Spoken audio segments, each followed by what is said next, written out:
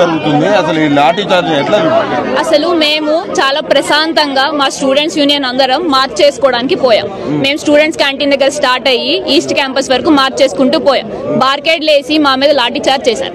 అమ్మాయిలని కూడా చూడకుండా అమ్మాయిల మీద కూడా లాఠీ చార్జ్ చేశారండి. మీకు ఏ హక్కు ఉందని లాఠీ చార్జ్ చేయడానికి అడుగుతాం. మేము స్టూడెంట్స్ ఇక్కడ, మేము మా యూనివర్సిటీ స్టూడెంట్స్, మేము ఇక్కడ మా యూనివర్సిటీ వాళ్ళు చదువుకోవడానికి వచ్చాం. మాకు మా భూములు కావాలని అడుగుతున్నాం.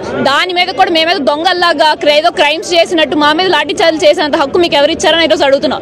మా భూములు మాకు వెనక్కి కావాలి. ఆ భూములు మేము కావు అని కూడా కొన్ని వార్తలు వస్తున్నాయి. రేవంత్ రెడ్డి స్వయంగా ఆయన కూడా అసెంబ్లీలో కూడా మాట్లాడారు. ఆయన ఏం మాట్లాడుతున్నారో మాకు అర్థం అవ్వట్లేదు సార్. ఫస్ట్ ఆఫ్ ఆల్ ఇక్కడ జింకలు లేవంటున్నారు, నెమలు లేవంటున్నారు. మేము రోజు చూసేది ఏంటో మాకైతే తెలియట్లేదు. మేమైతే వాటిని జింకలు నెమలని అనుకుంటున్నాం. ఆయనకి ఏమైనా డౌట్ ఉంటే ఆయన మీడియా పోలీసులు అందరూ కలిపి రండి, చూడండి మొత్తం ఎక్కడ జింకలు కనబడతాయి మీకే తెలుస్తుంది.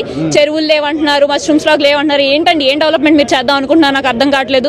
400 ఎకరాల ఫారెస్ట్ ని మొత్తం తీసేసి మీరు ఏం డెవలప్ చేద్దాం అనుకుంటున్నారు? ఇంత పొల్యూషన్ ఉండగా ఈ 400 మన లంగ్స్ ఇక్కడ ఉంది మొత్తం సిటీ అంతటికి. అలాంటి 400 ఏకర్స్ మీరు డిస్ట్రాయ్ చేద్దాం అనుకుంటే మీరు ఎలా అనుకుంటున్నారు? నాకు అర్థం అవ్వట్లేదు. స్టూడెంట్స్ యూనియన్ మేము ఉన్నాము, మేమైతే యుద్ధం అయితే ఆపం ఈ డెసిషన్ హాల్ట్ చేసే వరకు. రేవంత్ రెడ్డి ఒక మొండు పట్టి లోపలి జేసీబీ కూడా పంపిస్తున్నాం.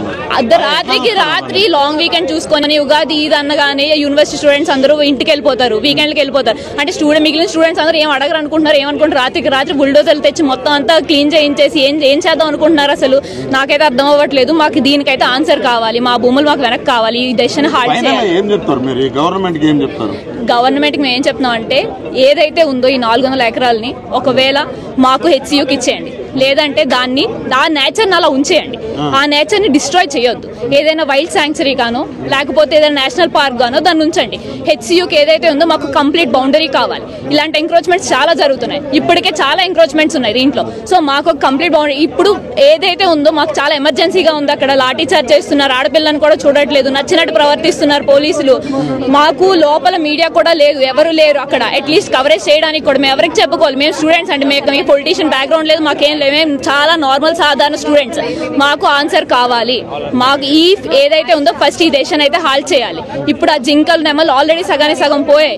ఇంకా మిగిలితే ఇంకేం ఉండదు. మన ఇండియాలోనే ప్రెస్టీజియస్ యూనివర్సిటీ మన యూనివర్సిటీ ఆఫ్ హైదరాబాద్ అనేది. ఇన్ని ఎకరాల యూనివర్సిటీ ఉందని కూడా జనాలు చాలా ఆశ్చర్యపోతున్నారు. అలాంటి దీన్ని కూడా మొత్తం తీసి ఏం డెవలప్ చేద్దాం అనుకుంటున్నారు? నాకు అర్థం అవ్వట్లేదు. అంటే డెవలప్ ని వేరే రాజకీయ శక్తులు అడ్డుకుంటున్నాయి తప్ప ఈ స్టూడెంట్స్ ఎలాంటి ఇబ్బంది లేదు. ఇది కేవలం వాళ్ళు రాజకీయ ఇష్యూ అనుకుంటున్నారండి. చాలా పొలిటిసైజ్ చేస్తారు ఈ మ్యాటర్ ని.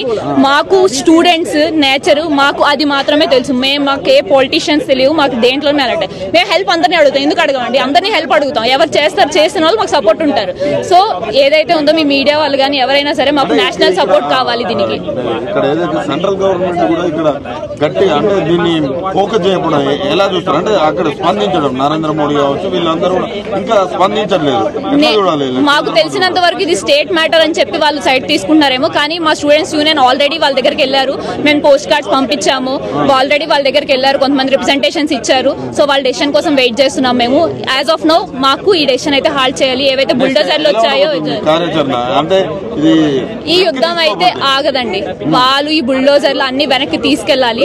అంతవరకు అయితే మేమైతే యుద్ధాన్ని ఆపాం. ఇక్కడ యూనియన్ ఉన్నాం, మేము ఉంటాం. థ్యాంక్స్.